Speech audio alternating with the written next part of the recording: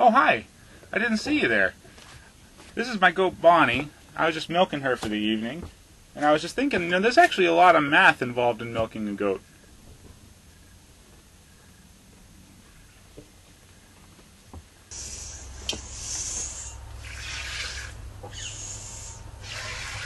That's a good girl. And that should just about do it. There you go. Here's the milk.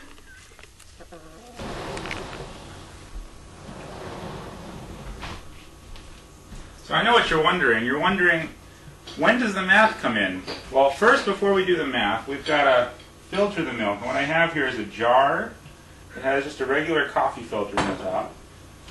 So any of the little dirt or hairs that might have gotten into the milk will get filtered out. We'll let that happen. And then we're going to be making some goat cheese, and that's where the math comes in.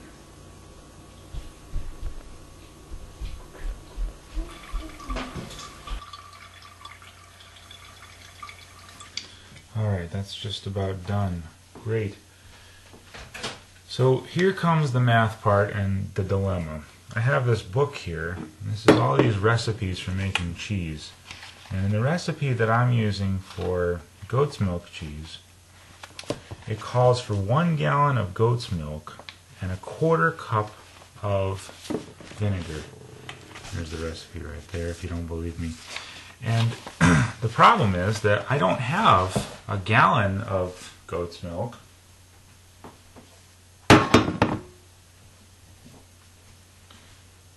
I have, each one of these is a half, so this is 1 gallon right here, another 1/2 gallon, and then this little bit right here. So I have about, I'd say about 1.6 gallons of goat's milk.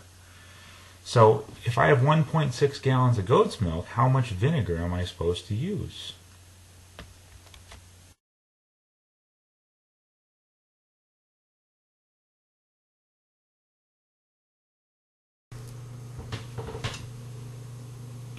Okay, so according to this recipe, it says that for every 1 gallon of milk, you need 0.25 cups of vinegar, which is a 1/4 cup of vinegar. So since I have 1.6 gallons of milk, I need to know how much vinegar I'm supposed to use for this recipe. So I'm going to set up a proportion. I'm going to say if 1 gallon requires 0.25 cups, then 1.6 gallons requires X cups. So now I have to solve for X.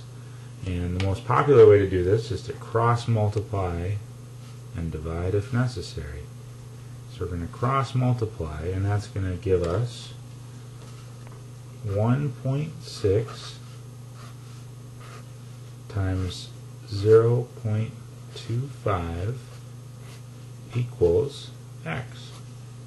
So when we multiply this together, we get 0.4 cups.